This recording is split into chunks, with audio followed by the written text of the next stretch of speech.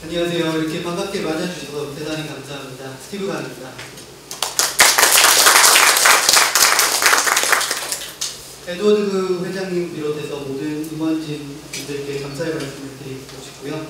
이렇게 뜻깊은 자리에 저를 함께 이렇게 초대해 주셔서 대단히 감사합니다. 그래서 오늘 프레젠테이션으로 가면요, 제가 약 한 30분 정도 시간을 가지고 있는데 제가 굉장히 쉽게 현 상황을 풀이를 했으니까요. 혹시 질문이나 있으시면 끝에 Q&A 섹션 때 같이 이렇게 이야기하면 좋을 것 같습니다. 그래서 오늘 주제를 가지고 좀 깊이 생각을 많이 했어요. 그래서 아마 평통에서도 여러 전문가분들이 이제 이런 자리에 나와서 이제 렉처를 해주시고 했을 텐데, 제가 오늘의 좀 중점을 둔 것은 뭐 이제 외교 정책 그런 깊은 디테일 그것보다는 현 정치 상황 그리고 앞으로 이제 평통 쪽에서 좀 포커스 해야 할 부분들을 좀 제가 이제 서머라이즈를 했고요. 그래서 오늘 타이틀로는 이 현 정부 이제 정책과 그리고 한반도 관련해서 제가 짧게 말씀드리고 싶습니다. 일단 많은 분들 다 아시겠지만 현재 미국의 대통령은 조 바이든 대통령입니다. 그리고 민주당 소속이고요. 그래서 우리 특히 이제 평통 임원분들께서 이제 조 바이든 정권 또는 대통령의 한반도 또는 외교 정책을 이해를 하려면 이분의 백그라운드를 어느 정도는 알고 계셔야지 이분이 어떻게 생각하고 어떤 방식으로 앞으로 나아갈지를 좀 이해하실 수가 있습니다. 그래서 생년월일을 보시면요, 1942년 11월 20일생이시고요. 만으로 78세입니다. 그래서 고향은 펜실베니아주 스크랜튼 지역이고요. 이 스크랜튼 지역이 굉장히 이제 시골, 탄광 이런 지역이기 때문에 이런 곳에서 태어나서 이제 많은 분들이 아시다시피 이제 델러웨어주 이사를 가게 됩니다.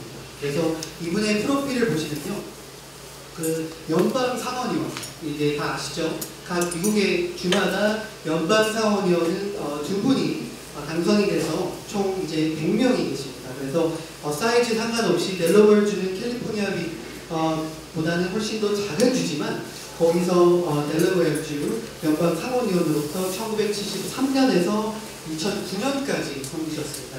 근데 이 조 바이든 그 당시 의원이 처음 당선됐을 때는요, 최연소 의원이었습니다. 제가 지금 만으로 35인데 이분은 1973년도에 당선됐을 때는 만으로 30이었습니다. 그래서 굉장히 어린 나이에 높은 정치권에 입문을 했고요. 오랫동안 이제 아주 풍부한 정치 경험을 가지고 있고 총 6번의 재선에 성공을 하셨습니다. 그래서 정치 전문가라고 볼 수 있고요. 그리고 다들 아시다시피 전 이제 버락 오바마 대통령 정권에서 이제 부통령을 2009년에서 2017년까지 총 8년을 하셨습니다. 그리고 지난 2020년 대선에서 많은 분들이 또 투표를 해주셨겠지만 이제 현재는 미국의 46대 대통령으로서 1월 20일 취임 이후 계속 이어나가고 계십니다. 그래서 이분의 프로필은 그렇고요. 자, 이제 우리가 이제 코리안 어메리칸으로서 미국에서 살아가면 물론 뭐 한반도, 대한민국 관련된 외교 정책도 매우 중요하지만 우리가 이제 그 현 정부의 이 도메스틱 폴리시도 매우 중요하다고 생각을 합니다. 그래서 이 정부가 어떻게 앞으로 추진을 해가고 나아가는지에 대해서 도메스틱 폴리시를 어느 정도 제가 서머라이즈 하고 싶었는데요. 총 7가지가 있습니다. 그래서 제일 먼저는 아직도 저희가 이제 마스크도 쓰고 사회적 거리두기를 하면서 코로나19 팬데믹 관련된 이제 대응 프로그램인데요. 조 바이든 작년 이제 대선 캠페인 당시도 이제 후보 자격으로서도 이 코로나19 팬데믹 대응 관련해서 여러 가지 대응 정책들을 약속을 해주셨습니다. 그래서 1월 20일 날 취임 이후부터 그 첫 100일, 미국에는 항상 대통령들이 취임을 하면 첫 100일 동안 내가 이것을 이뤄내겠다라고 약속을 하는데 대표적인 몇 가지 정책들이 있었는데 첫 100일 안에 미국의 이제 백신 2억 회를 내가 국민들에게 제공을 하겠다라고 해서 2억 회를 돌파를 해서 이것은 이제 미션 성공을 하셨습니다. 그리고 그 다음에는 많은 분들이 또 이 방안에서도 베니핏을 받으셨겠지만 이제 거의 2억 달러 규모의 경기 부양책이 또 통과가 되었습니다. 그래서 1,400불 체크나 뭐 EDD, 각종 PPP 다 다양한 이제 그랜트, 릴리프 프로그램들이 이제 제공이 되었고, 이제 이런 여러한 이제 코로나19 팬데믹 대응을 가장 1순위로 조 바이든 대통령을 갖고 있습니다. 그래서 이제 두 번째로 보면요, 지금 워싱턴 DC에서 가장 핫한 키워드가 뭐냐라고 저에게 물어보시면 이제 인프라 법안입니다. 지금 계속해서 미국 주요 뉴스에서는 인프라 법안에 대한 이렇게 헤드라인이 나오는데 어저께죠. 이제 연방 상원에서 거의 1조 달러 규모의 이제 인프라 법안이 첫 투표 이제 통과가 돼서 상원에서 이제 공식적으로 디스커션이 되는데, 왜 이게 우리가 중요하냐라고 생각하면, 우리가 이제 LA에 살고 있으면서 많은 한인분들이 컴플레인을 하세요. 내가 이렇게 헐리우드도 있고 이렇게 화려한 미국의 제2도시인데 왜 도로 상태가 이렇고, 왜 뭐 낙서는 이렇게 많고, 왜 이렇게 오래됐냐, 공항도 이 모양이고, 이런 코멘트를 많이 받는데, 이런 것을 관리해서 이제 조 바이든 대통령은 대규모 인프라 법안을 통해서 미국을 한층 업그레이드 시키자라는 그 미션을 갖고 이제 후보로서 뛰고 이제 당선이 되었는데, 그래서 지금 그 1조 달러 규모가 통과가 돼서 논의가 되고 있는데, 만약에 이제 최종적으로 통과가 돼서 법안이 통과가 된다면 이제 대규모 일자리 창출을 통해서 미국 경제 활성화를 시키겠다라는 게 조 바이든 대통령의 미션입니다. 그래서 저도 개인적으로 되게 기대가 되고요. 만약에 통과가 된다면 캘리포니아를 비롯해서 미국에 있는 다리, 도로, 항구, 공항 등등 이런 것들이 한층 이제 업그레이드가 돼서 더 좋아질 것으로 저는 믿고 있고요. 이제 세 번째, 지금 이것도 굉장히 치열하게 정치적 이슈로 떠오르고 있습니다. 그래서 우리가 또 코리안 어메리칸으로서 또 투표 관련해서 선거법 개혁인데요. 최근에 이제 연방의회에서는 이제 한국어로는 이제 국민을 위한 법안이라는 법안이 이제 상정이 되었는데, 하원을 통과는 했지만 상원에서 이제 실패가 돼서 통과가 되지 않았는데, 이게 뭐냐라고 하면 지난 대선에서 많은 자금이 아직까지도 남아있죠. 아마 이 방안에서도 지난 대선을 관련해서 좀 의견이 갈리는 것 같은데, 조작이 되었다는 등 뭔가 문제가 많다, 아니면 문제가 없었다, 여러 가지 의견이 있는데, 이런 것 때문에 이번에 이제 조 바이든 대통령은 당선 이후에 미국의 그 투표 시스템을 대대적으로 개혁을 해서 더 많은 사람이 투표하고 더 많은 사람이 투표에 쉽게 참여할 수 있기 위한 투표 권리, 선거 자금, 그리고 윤리 관련해서 개혁 법안을 이제 추진을 하고 있었습니다. 현재 실패가 돼서 여러 이제 특히 경합주, 특히 공안한 텃밭주인 텍사스, 플로리다, 조지아주 이런 곳에서는 주 차원에서 개별적으로 이러한 선거법 개혁을 추진을 하고 있는데, 좀 약간의 이제 문제가 생기는 게, 이런 그 선거법 개혁하는 것은 좋은데 이런 선거법을 더 강화시키면 우리 소수 마이너리티 커뮤니티가 투표에 참여를 조금 더 어렵게 하지 않느냐라는 이런 의견도 민주당 쪽에서는 현재 많이 나오고 있고요. 그리고 네 번째는 이민제도 개혁입니다. 그래서 이 부분은 많은 한인분들도 기다리고 있는 법안으로 알고 있는데, 일단 그 핵심 부분을 보시면요, 다카 합법화, 다카라고 생각하면 많은 한인분들은 이거는 라티노 이슈야. 대부분이 이제 라티노 분들이 서류 미비자, 어렸을 때 미국을 와서 지금 살고 있어서 시민권을 취득하겠지라고 생각하시는데, 우리 한인이 넘버 2, 두 번째로 다카 수혜자가 가장 많습니다. 그래서 우리 한인 커뮤니티에게도 임팩트를 많이 줄 이제 법안으로 기대하고 있고, 그래서 만약에 이 이민제도 개혁이 통과가 된다 그러면 이러한 서류 미비자들 그리고 아무나 주는 건 아니고요. 그거는 이제 잘못된 팩트고, 지금까지 미국 주민으로서 세금도 내고 합법적으로 잘 살아가고 있는 이런 분들에게 영주권 또는 시민권을 취득할 수 있는 로드맵을 제공하겠다는 그런 취지로 지금 추진을 하고 있습니다. 그리고 다섯 번째로는 기후변화 정책입니다. 이곳 캘리포니아도 지금 가뭄 때문에 많이 어려움을 겪고 있습니다. 비도 많이 안 오고 온도도 많이 높고 이런 기후변화 정책 관련해서 이제 조 바이든 대통령은 취임하자마자 바로 이제 파리 오바마 전 대통령의 정권에서 가입했던 파리 기후 협약에 바로 재가입을 했고요. 또는 이제 탄소순 배출 제로 달성을 위해서 열심히 뛰고 있어서 전 정권과는 달리 존 케리 전 국무장관 및 대선 후보였던 존 케리 장관을 이제 기후변화 이제 특사로 임명을 해서 지금 열심히 일을 하고 있고요. 이제 마지막 두 가지가 남아 있습니다. 여섯 번째는 의료보험 시스템 개혁입니다. 이것은 이제 많은 한인분들도 공감을 하실 텐데, 대한민국을 보면 참 의료보험 시스템이 좋은데 왜 미국은 이렇게 가장 돈이 많고 가장 지금 부유한 나라에서 이렇게 의료보험 시스템이 도실할까라고 생각할 텐데, 그래서 이제 오바마 정권 당시 대표적인 정책이 오바마케어라고 잘 아시죠?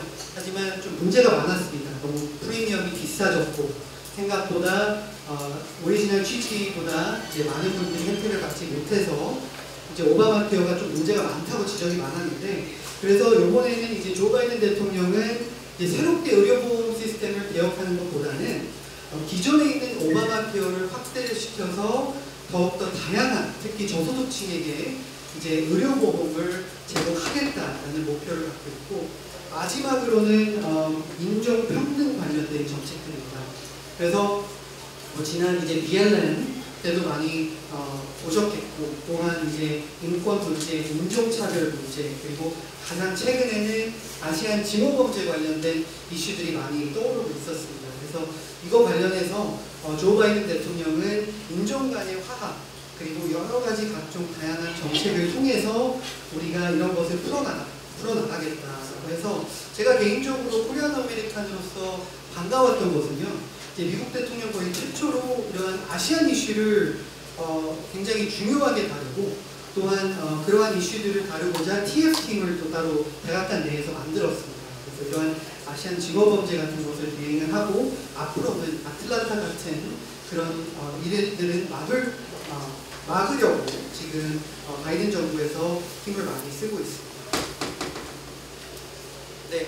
그리고 이제 조 바이든 대통령의 이제 한반도 정책이나 또 대한민국에 관련된 정책을 이해를 하려면, 조 바이든 대통령이 이제 대한민국과 그동안 어떠한 관계를 가지고 있었나, 그분의 히스토리를 보시면 조금 힌트를 얻으실 수가 있습니다.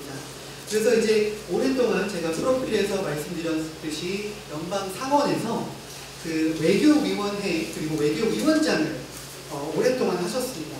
그러면서 이제 비록 주는 델라웨어 주를 이제 레프레젠트 했지만 굉장히 작지만 거기도 또 한인은 많지 않습니다. 하지만 그런 외교위원회 활동을 통해서 지금 현 이제 대한민국 문재인 대통령 또는 전 대한민국 정권과 이제 많은 협력한 경험이 있으십니다. 그리고 2001년에 이제 조 바이든 그 당시 연방 상원의원은 외교위원장을 맡으셨거든요. 그래서 그때 가장 처음 방문한 곳은 아시아였습니다. 대한민국을 포함을 해서. 그래서 아시아를 대한민국 방문해서 DMZ나 용산기지 이런 미군들이 거주하고 있는 곳도 방문을 했지만, 그 대한민국 정부와도 여러 가지 협력을 통해서 그런 미팅을 가진 히스토리가 있고요. 그리고 이제 오바마 정권 당시 이제 부통령으로서 2013년 이제 대한민국을 방문하게 됩니다. 그래서 거기서 이제 여러 가지 스피치를 했는데, 여기서 딱 제가 기억 남는 이제 프레이즈가 하나 있었어요. 그래서 제가 읽어드리자면, 미국의 반대편에 베팅하는 것은 좋은 베팅이었던 적은 없습니다. 또한 미국도 계속해서 한국에 베팅할 것입니다. 그래서 여기서 이제 힌트를 얻자면, 이제 부통령으로서, 그 조 바이든 부통령으로서 그동안 한국이 미국을 많이 지지해 줘왔고, 우리도 그만큼 한국을 계속해서 지지해 주겠다는 이런 메시지를 전달을 해서 그 한미 간의 그 관계의 중요성을 더욱더 부각시킨 그런 스피치였다고 보고 있고요. 그래서 또 다른 몇 가지 이제 무역 협정, 무역 관계 강화나 이런 것들을 보면, 이런 협정 그 디스커션에서 이제 조 바이든 외교위원장 또는 부통령, 그리고 여러 가지 그분이 예전에 있었던 자리에서 그 결정적인 역할을 많이 해주셨습니다. 다음 슬라이드로 가주시죠. 네, 그 다음은요, 물론 이제 대한민국과의 이제 관계도 중요하지만, 이제 미국에 있는 한인 커뮤니티와의 관계도 굉장히 중요하다고 볼 수 있습니다. 왜냐하면 아무리 이제 그 조 바이든 정권이 대한민국 정부와 깊은 협력을 한다고 하더라도 미국에 있는 코리안 아메리칸 커뮤니티가 같이 움직여주지 않는다면 백악관도 움직이지가 않습니다. 그래서 그 지난 캠페인 당시 바이든 대통령은 한인타운에 자주 오셨고요. 총 이제 3번 방문을 하셨습니다. 그래서 물론 와서 다양한 이제 스케줄을 소화하셨지만 총 3번을 방문하셨고, 그리고 미 대선 후보로서는 첫 한국어 공식 추석 그 메시지도 그 당시 이제 트위터로, 공식 트위터로 이제 공개를 해서 그때 화제가 많이 되었죠. 그래서 그리고 지금 현 정부를 보면요, 정말 다양한 한인 보좌관들이 이제 있습니다. 뭐 백악관에도 있고, 또는 각종 장관 밑에서도 중요한 자리를 맡고 있기 때문에 그만큼 우리 한인 커뮤니티, 그리고 한인 커뮤니티를 지지한다고 저는 보고 있습니다. 그리고 조금 전에도 제가 언급을 했지만 그 아시안 증오범죄 관련을 해서 백악관 TF팀을 구성을 했을 때 우리 한인 커뮤니티의 의견을 많이 수렴을 해서 그 중에 한 자리는 그 한인 커뮤니티가 지금 가지고 있어서 지금 활발하게 지금 디스커션을 하고 있습니다.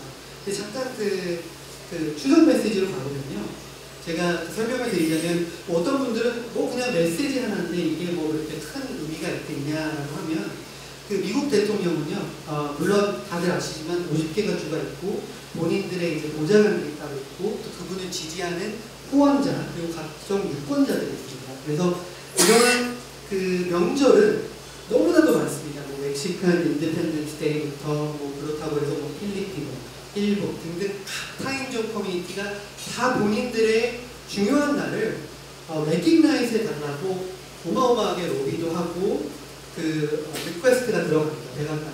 근데 그 중에서 한국의 추석을 또한 이런 한국어 메시지를 포함을 해서 발표했다는 것 자체가 그만큼의 한인 커뮤니티 정치학 신장이 많이 성장했다는 뜻이고요. 왜냐하면 아무리 미국 대통령이라고 해서도 모든 타인종 커뮤니티가 요청한다고 해서 다 이런 축하 메시지를 보내지는 않거든요.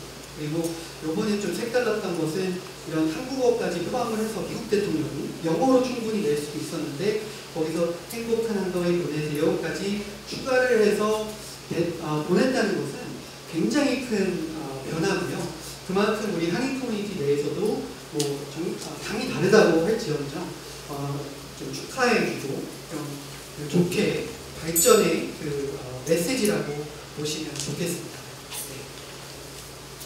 그리고 아마 이제 평통에서 오랫동안 활동 모두 하셨기 때문에 이번에 이제 정상회담을 아마 깊이 보셨을 거예요. 네, 2020년 이번 또 5월 20일 날 이제 워싱턴 DC에서 이제 문재인 대통령과 조 바이든 대통령의 정상회담이 있었죠.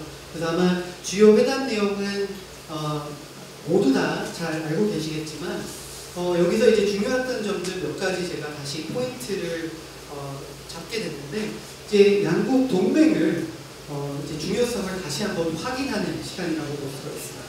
여기서 대한민국과 이제 미국의 파트너십을 조금 더 강화시켰고요. 이것은 물론 이제 일본 총리와의 정상회담이 가장 먼저 이루어졌지만 그 다음에 두 번째로 대한민국 대통령과 정상회담을 가졌다는 것도 큰 의미로 볼 수 있고요. 그만큼 이제 미국 정부에서도 이제 한국과 또 한반도 이슈들을 굉장히 이제 중요하게 생각한다고 볼 수가 있습니다. 그 다음에는 또 미사일 지침 완전 해제 관련된 내용도 나왔고요. 그 다음에는 이제 한반도 관련해서 비핵화의 필요성을 다시 한번 이제 컨펌을 하게 되었습니다. 다시 한번 확인을 해서 이 정상회담에서 물론 깊은 디테일은 나오지는 않았지만 그래도 중요한 것은 조 바이든 새로운 미국의 제46대 대통령으로서 미 한반도의 평화 또는 한반도 정책을 중요하게 생각합니다 라는 것을 재확인을 하게 되었습니다.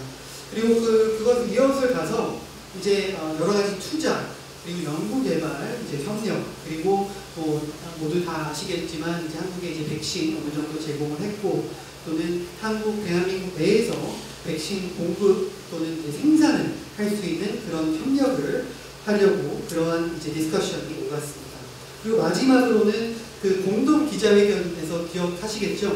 이제 성김 전 이제 미국 대사, 서울에 있었던 대사가 이제 국무부에서 동아태계 이제 차관보를 맡고 있는데, 이분을 이제 대북특별 대표로 임명을 해서 제가 알기로도 굉장히 활발하게 지금 활동을 하고 있어요. 그래서 여기서 보도가 하나 안 된 게 있는데, 바로 이제 정상회담이 끝나고 문재인 대통령이 다시 서울로 돌아가셨을 때 그 바이든 이제 백악관에서는 전에 있었던 이제 일본 총리와의 정상회담과는 달리 한인 커뮤니티와 한인 커뮤니티 핵심 50명의 인사를 초대를 해서 온라인으로 따로 브리핑을 진행을 했습니다. 그래서 여기서 이제 이 전국에 있는 여러 이제 모두가 참여할 수는 없으니까 이제 핵심 50명의 리더들을 초대를 해서 백악관에서 이제 거기서 핵심 수석 보좌관들이 나와서 이제 문재인 대통령과 나눈 여러 가지 대화, 여러 가지 인사이드 인포메이션을 제공을 했고요. 그래서 그런 것만 봐도 확실히 이제 그 바이든 정부는 한인 커뮤니티를 각별하게 생각을 하고 이러한 한미 정상회담을 다른 정상회담보다는 조금 더 이제 스페셜하게 생각하지 않는가라는 생각이 들어서 저도 같은 민주당이지만 매우 뿌듯하게 코리안 아메리칸으로서 매우 뿌듯하게 느꼈습니다. 자 이제 본격적으로 이제 한반도 정책을 들어서는요. 일단 목표는 지난 그 공화당, 민주당 정권과 모두 같습니다. 목표는 한반도의 완전한 비핵화를 미션으로 두고 있는 것은 이번에 재확인을 했고요. 그리고 이제 그 조 바이든 대통령의 예전 2004년에 그 North Korean Human Rights Act라는 법안이 있었는데 북한 인권법을 이제 공식으로 지지를 했고 또는 이제 한반도 평화와 이제 비핵화를 향해 이제 지난 정권과는 조금 다른 스탠스를 취하고 있습니다.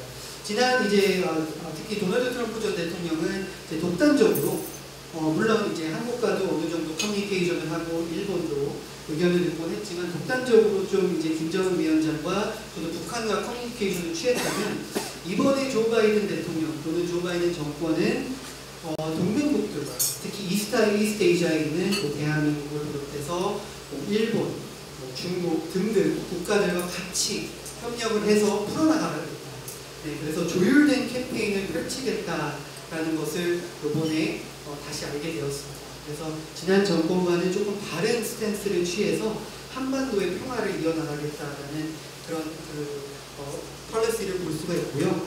그 다음에는 이제 트럼프 대통령과 달리는 트럼프 정권 때는 이제 싱가포르 정상회담, 베트남, 하노이 등등 이런 정상회담이 이루어졌는데 아쉬운 점이 이제 특별한 디테일이 없이 그냥 사진 같이 찍고 그냥 역사적인 순간만 있었다라는 지적이 있었다면 이번에 조 바이든 대통령은 조금 더 신중하게 내가 그냥 만나자고 해서 만나는 게 아니라 확실하게 이 정상회담을 통해서 뭔가 핵심적인 디테일이 나올 수 있으면 그때 만나겠다라는 것을 확실히 하고 있습니다. 그래서 많은 분들이 또 한 번의 정상회담을 기대하고는 있지만 이번 정권에서는 그렇게 쉽게 북한과의 정상회담을 갖지 않을 것 같고요. 하지만 이제 실무진의 이제 대화를 통해서 여러 가지 디테일이 어느 정도 프레임워크가 로드맵이 결정이 되면 그러한 정상회담은 충분히 가능하다고 보고요. 그리고 특히 이제 정권과 이제 봤을 때는 이제 바이든 대통령은 확실히 이제 전 대통령을 별로 좋아하진 않았지만 전 대통령에 대해서는 이제 평화 프로세스를 돕기보다는 오히려 김정은 위원장을 도발했다고 보고 계십니다. 그래서 이런 것을 몇 번 언급도 하셨고 여러 가지 이제 한반도 관련된 미팅에서도 언급을 하고 있고 하지만 이제 중요한 점은요. 특히 이스트에이시아 동맹국에 의해서 협력과 보호를 위해서는 최선을 다하겠다라고 몇 가지 언급을 하고 지금 백악관 여러 관계자들도 그런 것을 좀 특별히 알고 진행을 하고 있습니다. 그래서 바이든 대통령은요 여러 가지 이제 한반도 이슈 중에서 이산가족 이슈를 좀 깊이 관심을 두고 계세요. 그래서 1985년에서 현재까지 지금 총 21번의 이산가족 상봉이 있었는데 여기서 이제 이러한 상봉이 지금 현재 이루어지지 않고 있습니다. 그래서 이것을 매우 이제 바이든 대통령도 안타깝게 생각을 하고 이게 다시 리스타트 됐으면 하는 바람을 그것을 지지를 하고 있고 또는 코리안 아메리칸 이제 미국에서도 사실 이산가족 이 상봉에 참여하고 싶은 분들이 굉장히 많습니다. 그래서 이러한 분들도 추후에 같이 참여하기를 바란다는 그런 의지를 갖고 있고 그런 쪽에서 미 연방 의회와 협력을 하고 있습니다. 그리고 그 한국 전쟁을 종식시키는 것도 바이든 대통령은 공식적으로 이제 지지를 하고 있습니다. 그래서 여러 가지 지금 법안이 지금 추진이 되고 있고 특히 미국 내에서도 코리안 아메리칸 커뮤니티에서도 각종 루트로 이런 법안들을 추진하고 있는데 이런 종식시키는 것을 지지한다고 공식적으로 발표를 하셨습니다. 그리고 이제 그 한반도의 그 키워드 정책에 대해서 키워드를 제가 오늘 드리고 싶었는데요. 그것은 calibrated diplomacy입니다. 이제 조 바이든 대통령이 한반도 언급하시면 항상 이 두 단어를 언급하십니다. diplomacy는 이제 외교 정책이고요. calibrated이라는 단어는 좀 조심히 이제 조정하면서 굉장히 전략적으로 나가겠다는 뜻이에요. 그러니까 전 정부와는 달리 확실히 무언가 미국에서도 얻고 미국에서도 얻을 게 있으면 충분히 북한에게도 더 많은 것을 줄 수도 있다 하는 이런 스탠스를 갖고 있고요. 그리고 바이든 정부는 이제 단기적인 외교 정책을 제가 보기에는 펼칠 예정이기 때문에 이러한 그 정책들이 아직 이제 fully develop 되지는 않았지만 저는 많은 기대를 하고 있습니다. 그래서 지금 많은 특히 한인 커뮤니티에서도 한반도 관련해서 관심을 많이 갖고 계신 분들은 저한테 종종 올라와서 왜 바이든 대통령은 우리 한반도 이슈에 관심이 없으세요? 또는 왜 지난 도널드 트럼프 대통령과는 너무 다릅니다. 왜 관심이 없어요? 관심이 없는 게 아니라 현재 지금 뭐 팬데믹이나 제가 앞서서 제가 설명해드렸던 그러한 로컬 도메스틱 폴리시 이슈들이 워낙 심각하게 지금 적용이 되고 있기 때문에 지금 외교 정책이나 다른 한반도 정책에 딱히 신경 쓸 시간이 지금 대통령으로서는 없습니다. 그래서 아마 제가 봤을 때는 내년 중간 선거 이후 특히 만약에 민주당이 다수당을 연방 하원과 상원을 차지한다면 이러한 한반도 정책의 이제 스피드가 더 붙을 것으로 저는 예상을 하고 있고요. 그래서 이 코리안 아메리칸 커뮤니티의 참여도 매우 중요하다고 생각합니다.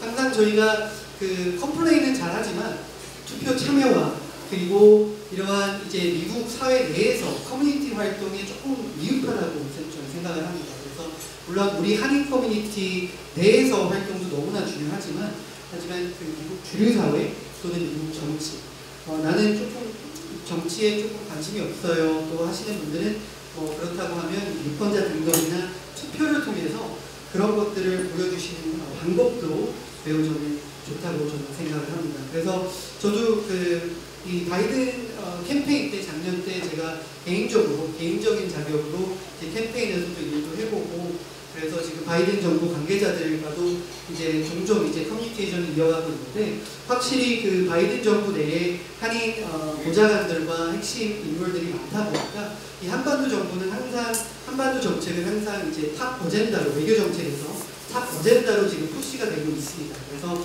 안심하시고요. 이 한반도 정책에 관심이 없는 게 아니라 지금 아직 팬데믹 상황이기 때문에 조금 늦춰지는 것은 좀 양해 부탁드리겠습니다. 그래서 이제는 Q&A